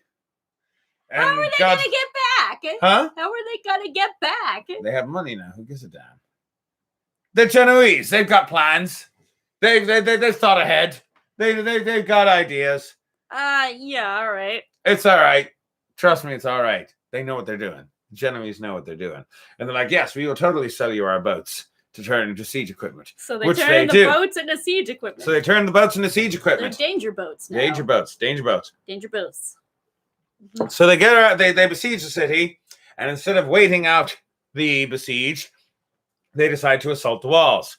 And they assault the walls using their siege towers that they have just built. Out of boat. Now, Raymond de Toulouse, he puts his siege tower in the spot.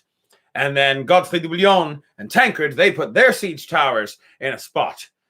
And then by the time they're done setting up the siege towers, the sun has set. And then the next morning, Raymond de Toulouse starts moving his siege tower towards the walls. And the defenders are ready. They've got all of their stuff ready. And all of they're shooting arrows and stuff at the siege tower. But Godfrey de Bouillon and Tancred, guess what? They were sly and crafty. You know why? Because in the middle of the night, they took their siege towers apart and moved them like a couple of miles down the way to another part of the wall where there weren't any defenders. So the next morning, the Fatimid defenders in Jerusalem are ready to defend the walls against the siege tower. And they're like, where's the siege tower? And they're like, the siege tower's way over there. Like, dang it, now we got to go way over there. But that meant that Godfrey de Bouillon and Tancred had the advantage. It took them a couple of days to actually push the siege towers all the way to the walls. And the whole time they're being shot down, they're being shot upon. Raymond de Toulouse's tower, it ends up falling apart. It ends up burning down.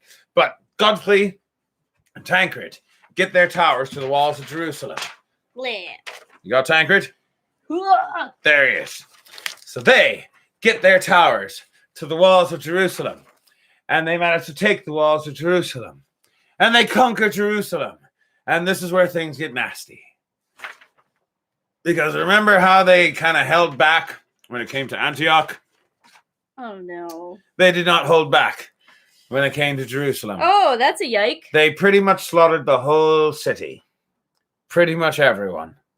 And with no regard, because here's the thing about Jerusalem.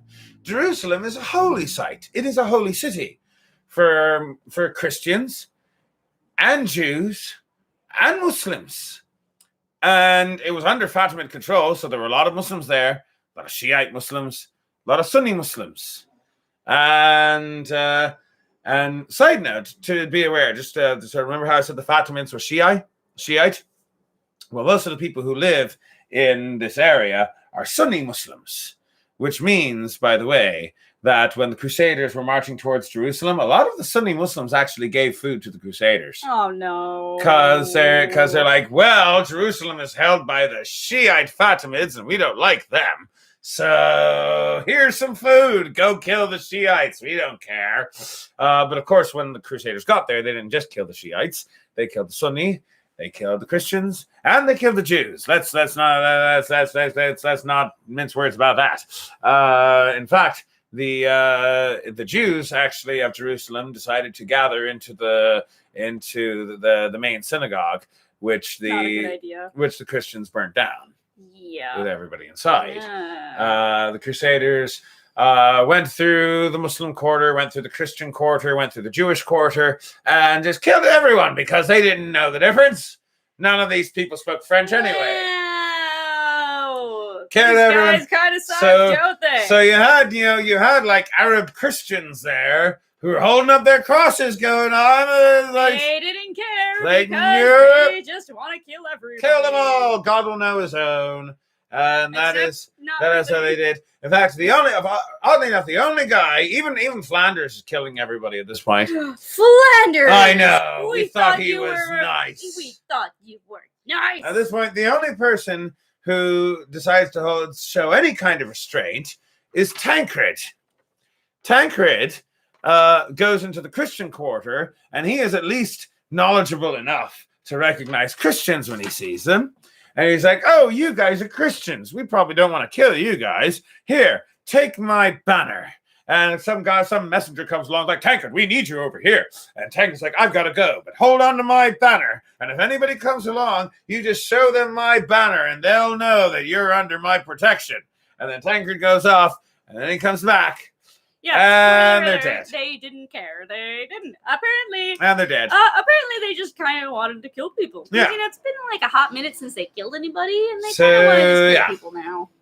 According to the Chronicles, the Crusaders waded to the streets of Jerusalem in ankle deep in blood. So, it seems to me like maybe the Crusaders aren't the best of people. Not really the best of people at all. So they took Jerusalem.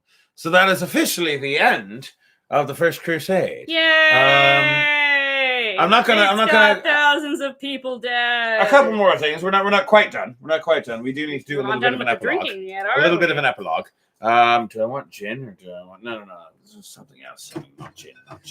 How about? No, there's the last of that. There's the last of that. The peanut butter chocolate whiskey. I'm gonna need a little bit of some of that after the slaughter of Jerusalem. The slaughter of so many people. There's like so many people. It's all right because we've got whiskey. Because and just no regard to anything because theoretically they were there to kill the Muslims, but they also killed. Everybody else because they're all brown people. They can't tell the difference. I was gonna say it, but then I didn't say it. But then you said it. So. A lot of it is that I do suspect that a lot of it is just because brown people. I am sorry. That was. I'm going to give you some of that. It seems like there might be some disproportion. Might seem just a bit of disparity here. There we go. All right. There. That's better. That's good. That's better. Slancha. So let's cover the epilogue of this. The epilogue. So after the dust is settled and after all of the smoke is cleared, Raymond de Toulouse. So he claims Tripoli is his own. Tripoli's right about there. There's Antioch. There's Tripoli. Remember that little town that they conquered along the way? That why are we bothering to conquer this? This isn't important. It was important to Raymond, so that way he had at least some sort of a base of operations. And now the county of Tripoli is his, and he gets to be Count of Tripoli. So he gets to be Count of Tripoli.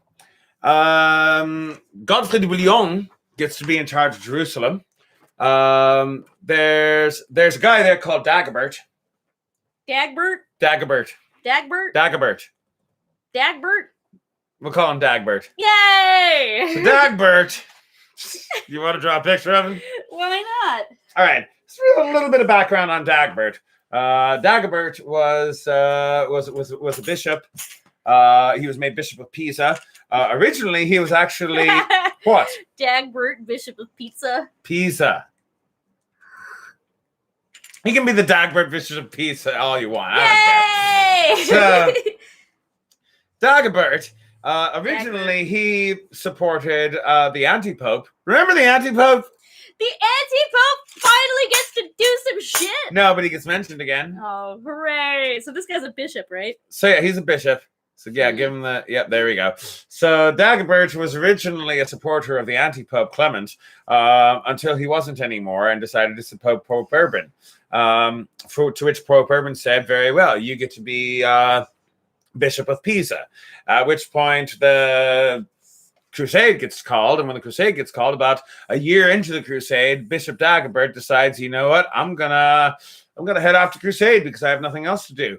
But it was all right because he had the Pope's ear, which means that when Bishop Adhemar, remember Bishop Adhemar? When Bishop Adhemar died? Yep. Well, that means that Dagobert now gets to be, as soon as word gets to Pope Urban that Adhemar has died, he decides very well, Dagobert's in charge now. Ain't that great? Who's Dagbert? He's Bishop of Pisa. Did you not listen? Well, I didn't realize he was important enough to be like leader now. Well, he He's only is been now. mentioned until he wasn't even mentioned until now. Yeah, I know. Is that all right? So, because that's the way the world is sometimes. Because you got Bishop Adhemar, who started in Claremont, has been through the whole He had thing. a story arc. He grew had a as story- a character. And then he died randomly in Antioch. And Dagbert, who just happened to be in Pisa, and just happened to just head over there on a whim, and the Pope was like, I guess you're in charge now. For no reason. Because I like your name. Exactly. So that's when Adhemar dies in Antioch. Then a few months later is when they take Jerusalem. And when they take Jerusalem, they send word back to Rome. Dagbert is in Jerusalem. So first of all, the Crusaders send word back to Rome to let the Pope know that they took Jerusalem. And they get back to they get back to Rome, rather. And guess what they find out? Pope's dead. Urban 2? Mm-hmm. No! He's dead. Urban 2? I know. He died. He never got to... Which is funny because he died around the time when Jerusalem was being taken. Like very shortly before. But back then, there was no email. Some news traveled slower. Right. So basically, there's marching down to Jerusalem. Pope Urban dies. Then they take Jerusalem and send word back to Rome. And they get to Rome and like, guess what? We took Jerusalem. And they're like, Pope's dead. New Pope's happy. Your victory is hollow. Yay! New Pope. I don't even remember. He doesn't matter. He doesn't New Pope. Doesn't matter. But they've taken Jerusalem. That being said, Dagbert does get appointed as the new Latin Patriarch of Jerusalem. I see. Which means he's now the guy in charge, ecclesiastically speaking. He's the new daddy. He's the new daddy. He's the new Pope's daddy. He's the new bishop in charge. But that being said, Godfrey de Bouillon is the knight with the army, and he's the one who's really in charge. And basically, Bishop Dagbert decides very well, I'm going to make this all official, and so he officially anoints Bohemond as Count of Antioch. Oh, he right. officially. Bohemond. So yeah, we gotta wrap this up. We gotta wrap up their backstories and stuff. Gotta wrap it up. Yeah. I know where Bohemond And so eventually becomes senator from Kentucky or whatever. Yikes! All right, so here's Bohemond. So Bohemond gets officially anointed as the Count of Antioch. Hooray! I'm so glad he got a happy ending. Yeah, he gets a happy ending. Dagbert also officially anoints Raymond de Toulouse as the Count of Tripoli. So glad he got a happy ending. He got a happy ending. He gets to be Count of Tripoli. And then he goes to Godfrey de Bouillon and says, I'm going to now anoint Godfrey de Bouillon as the Count of Jerusalem. But Godfrey de Bouillon is like, no. Because here's the thing about Godfrey de Bouillon, he believes the bullshit. Right. He does believe the bullshit. And he's going to go slaughter indiscriminately, but he believes that he is doing it for the right reasons and for God.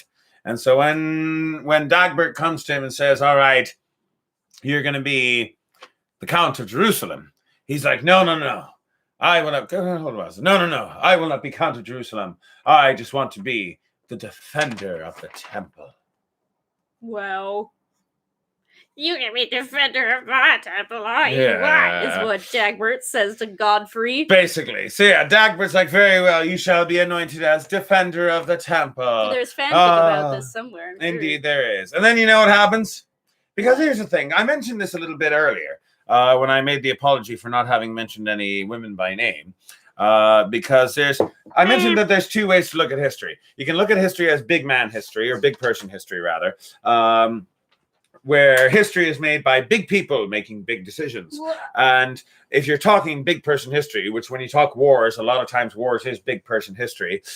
For most of world history, men have tended to be the big people because there are institutions in place and circumstances in place that are meant to prevent women from achieving positions of power, which means that often women get sidelined if you're going with big person history, because most of the big people are men. Then there's little person history, where women get featured a lot more, because little person history is about all the little people. And that's what really is. It's not about the big people making the big decisions. That's not what history's about. History's about the little people making all the little decisions, all their little decisions in everyday life. And all of those things together make up history. You know, the Crusades, it's about Raymond and Bohemond and all these people. But the Crusades never would have gotten off the ground if not for all those hundreds of thousands of peasants and knights and random people who decided, I'm going to go on crusade and follow these people. So that's little person history. And little person history is also very important. But then there's another way of looking at history. That's random shite history. Mom. Exactly. Random shite history. Because sometimes, you know, Baldwin is marching towards Jerusalem, and then Gotthilda, his wife, just randomly dies. Because random shite. Which means he goes off and takes Edessa, because he's got nothing else to do. So remember Godfrey de Bouillon? Yep. He becomes a defender of the temple. Well, guess what? A year later, in 1100, randomly dies. Plague? Plague! That's what I thought. There's random plague. So it should be noted, by the way, real quick, as to why there are so many people dying randomly of plague. And it's because the Middle East and, you know... well, it's the crossroads of the world. It's the crossroads of the world. And if you've lived your entire life in Europe, you probably aren't exposed to all of the diseases that are in this region of the world. You need, like, some kind... Like, even now when you travel to certain parts of the world, you need some kind of immunization. Because Don't drink the water and don't breathe the air. Because there are diseases in certain parts of the world that you're just not used to. And we see a lot of these European guys going to these countries and dying of plague because, yep. So Indeed. this is the thing that happens throughout history. So yeah, it's a year later, and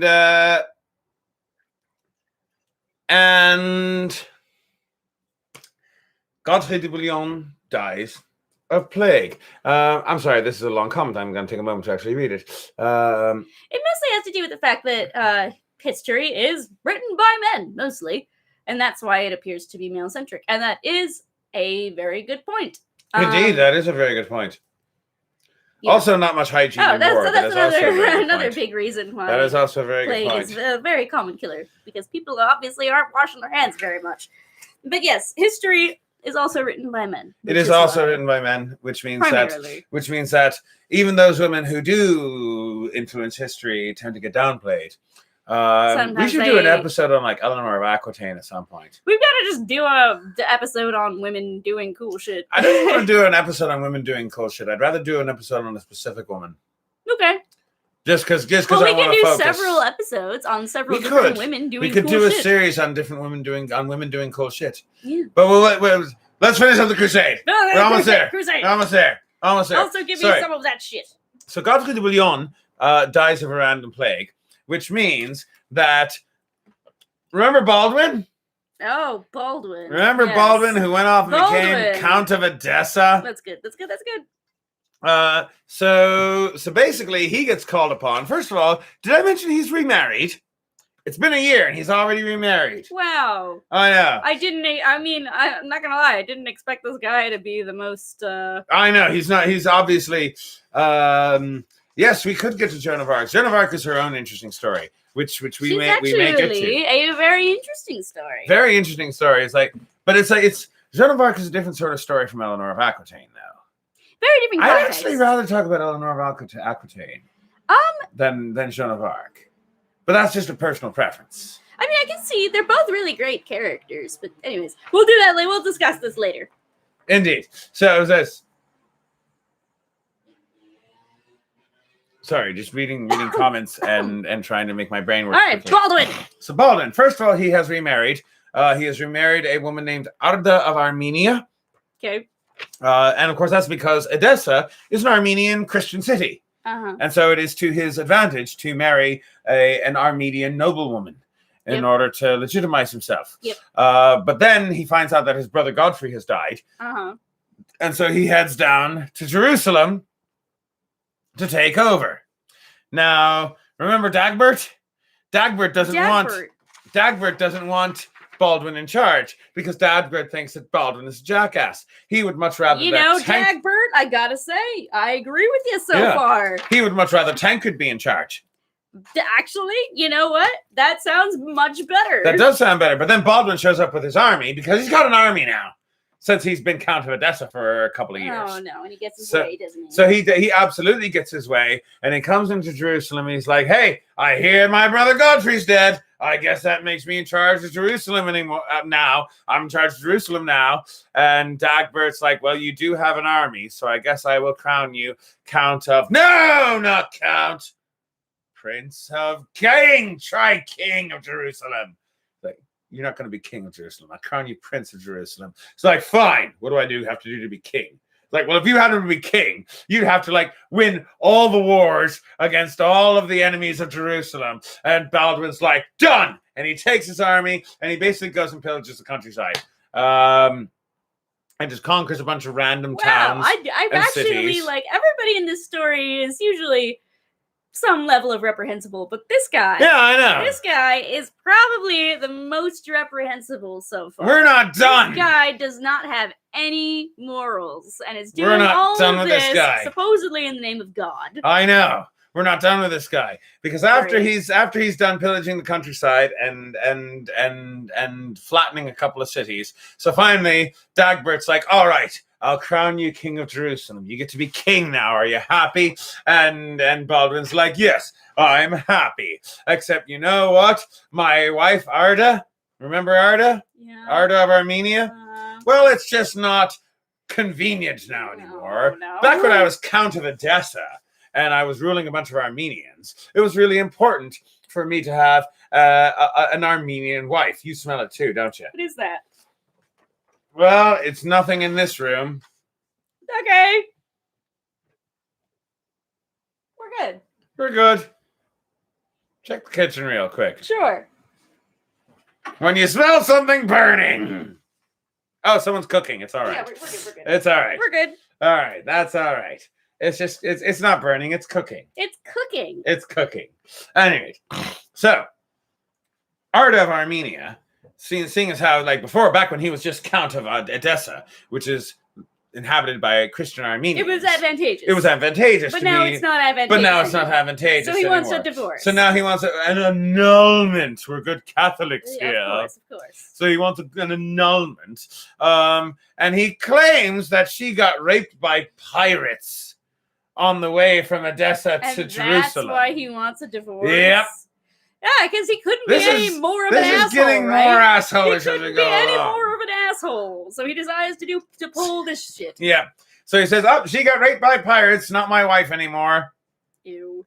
She's got to go live in a monastery now." Ew, you're so gross. Everything about this guy is so gross. So then he starts courting some Sicilian woman. What was her name? Adelaide de Visto. Adelaide doesn't sound like a very Sicilian name. It's probably pronounced differently. It's probably Adelaide. I guess. Adelaide? Okay. Adelaide. Let's say that's how it's pronounced. At any rate, The point, burning with style. I like that description of cooking. So the point is that she's like the widow of the king of Sicily, which is a big deal. She's got a lot of influence and a lot of money and a lot of power. She's okay with marrying an asshole. Yeah. Well, it could be an arranged thing. It's an arranged. It's a lot of marriages amongst the wealthy during the Middle Ages. Arranged. It's not even an arranged. It's about politics. Yeah. You don't marry someone because you like them. You marry them because it's advantageous to your cause. So yeah, King Roger advantageous. So yeah, King Roger of Sicily died. And now the young Roger II is now king of Sicily, but he's a young child, and so which makes Adelaide the regent of Sicily. So advantageous match, and Baldwin tries to marry her, but Dagbert, remember Dagbert? Basically, he decides, no, Art is your wife. You remember the Armenian woman that you married? She's still your wife. I say, so he got in the way. And then basically, Baldwin was like, okay, Art, you can be my wife again. Even though I decided to tell you had to go to a monastery. And she's like, I'm living in Constantinople now. Fuck you. Excellent. She deserves much better than this asshole. She does. And... but in the end, he did manage to end up consummating his marriage with Adelaide, which meant he ended up with heirs. Oh, thank God. Yay. So yeah, Baldwin is now king of Jerusalem. Yeah, he murdered a bunch of people senselessly. Yep. And basically conspicuously made his way onto a throne that he didn't deserve. Yeah, because he didn't even take Jerusalem. His brother did. Uh-huh. And he basically did absolutely nothing to further the cause. Exactly. He tried to abandon his wife. Yep. For no fault of her own. Nope. And yeah, he's been a complete and total asshole this entire time. Aren't you glad that he gets a happy ending? Yep. He lives happily ever after. Yep. And he's got heirs, and his heirs are also theoretically, potentially, heirs to the throne of Sicily. More on that later. Well, that's the thing. That is what ends up setting things up for later Crusades, because... We aren't talking about them, though. We're not going to talk about that. But it's good to be aware that this is how we set things up, because we got to set things up for the sequel. There's Crusade 1, but then there's Crusade 2, Damascus Boogaloo. Sorry. It's all right. Damascus Boogaloo. Crusade 2, Damascus Boogaloo. So, and that involves kings. Later Crusades involves kings, and they involve kings because, for example, people like Hugh went home before it was all over and brought shame upon France. People like Stephen of Blois went home before it was all over and brought shame upon England. And people like Baldwin got married to the the Queen Dowagers of places like Sicily and started... establishing alliances. Is the between Crusade 2 Electric Crusader Boogaloo where we get States. Richard 2 Electric Boogaloo? No, that's Crusader 3. Oh, okay. That's Crusade 3. That's the wrong Crusade. That's the part of the trilogy. And then we get to the fourth one that ruins everything. And that is how it works with these kinds of franchises. That's why you never make a fourth movie. Indeed. It's always bad. So, but now what we end up with is 3 new Crusader states. We've got the County of Antioch, which will eventually become the Principality of Antioch.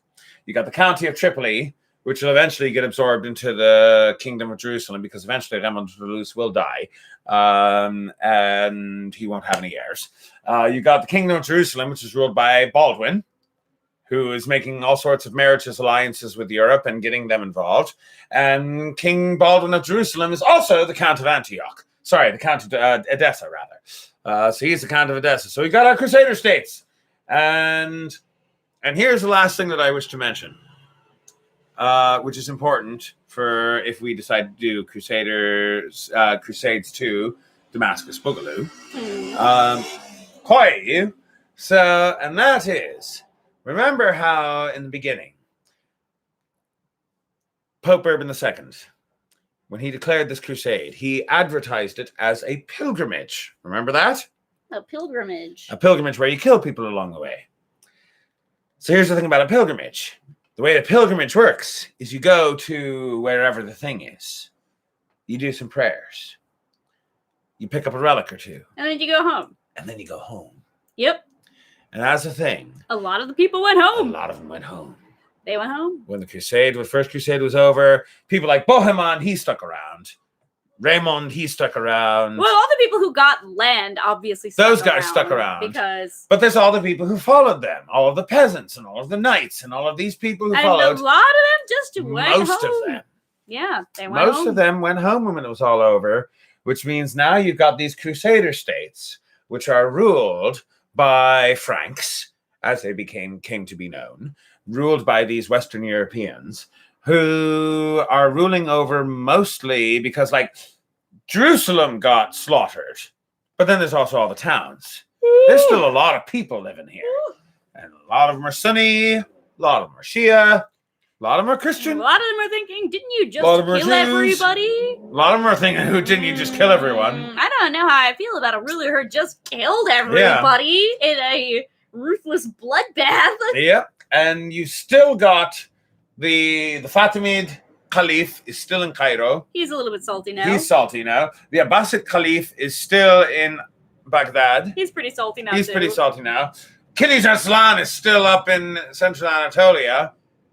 He's very salty now. He's very salty. And pretty soon they will come a knocking, which is why we will eventually have Crusades 2. Damascus Boogaloo. What happened to Flanders? And what happened to Flanders? He went home. And Tancred. Oh, Tancred stuck around. He's Bohemond's nephew. I know he is. Tancred eventually becomes Count of Antioch when Bohemond dies. Okay. Flanders went home.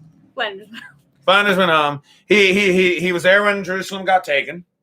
Yep. So he made it to the end, but he didn't stick around. He's he went like, home. well, I killed diddly-eeled a lot of people. Killed diddly-eeled all the people in Jerusalem. Time to go home, diddly-eeled. Time to go home diddly-eeled to Flanders, where I'll get to be with all my Flanderinos. Well. That'd be true. Yep. So that brings us to the final end of... We did it! We did it! This actually could have taken another episode. This could have taken another episode, but we decided that no, 5 is enough. 5 is enough, and we're doing this. Even if we go over the hour, and we went over the hour, it has been an hour and 40 minutes. Yeah, this went longer than most drinking So yeah, hours. at some point tonight or tomorrow morning, I will post on the Patreon page the new vote as to what is going to be the focus of our next series of history videos. We do hope that you have enjoyed this description of a very, very bloody chapter in human history. It took us about a month to get it out there. 5 episodes and about a month plus to get this out, but we finally got through it. Quiet, you motorcyclists. So yeah, we do hope you've enjoyed this, and we hope that you will join us. Join us Saturday night at 9 o'clock for Foxy's Drinking Hour. Join us Thursday at 6 o'clock for Cooking with Foxy. And join us next week, Sunday at 8 o'clock for another episode of Foxy's History Hour, where we will be covering some new topic that the patrons will vote on. Yeah. Yeah. Vote on what you want to see next. And we'll figure out what we'll give them some options. Yep. I still kind of want to do Spain. I know. But I also kind of want to do the investiture conflict in the Holy Roman Empire. Oh, I don't even know anything about that one. I knew something about this one. Obviously. I kind of want. I also know a lot about Spain. I also kind of want to do. Eleanor of Aquitaine. I also know her. She's very cool. I also kind of want to do some kind of a little person history segment. Like, I don't know, the history of music or something. That's way too broad. That is an extraordinarily broad way thing. Too broad. That Never would mind. take 100 episodes. That's not going to No. The history of music. So, something small, like the history of music. Apparently, Frank can comment on his phone, but not on his tablet, because technology is weird. We could do a thing on the earliest instruments. I know something about that. We could do that. That is my realm of knowledge. Is prehistory. Indeed. We might even do some like ancient Near Eastern stuff. Mm-hmm. We could. I knew something about that too. Oh, good. We can do something that Twig knows about. Yes. We could do an episode on paleobotany. That is way out of my knowledge range. That's my knowledge range. I never get to do anything. We could do that. We could do paleobotany for a bit. But apparently Galileo's father was a musician and philosophist, which that doesn't surprise me all that much. musician philosophist. It makes sense when you think about it. Because music is math. You know, man. And Galileo's whole Think thing about was like music notes. I'm sorry. Alright.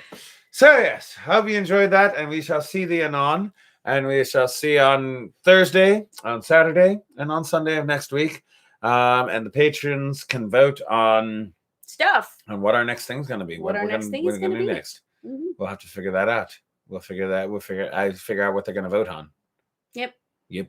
Yep. Yep. Yep. Yep. Yep. Yep. Yep. Yep. You gotta press a button. I gotta. I'll shut press still. the button. I still have to get Good through my night. last thingy. Good night, everyone. And the thing. Yeah.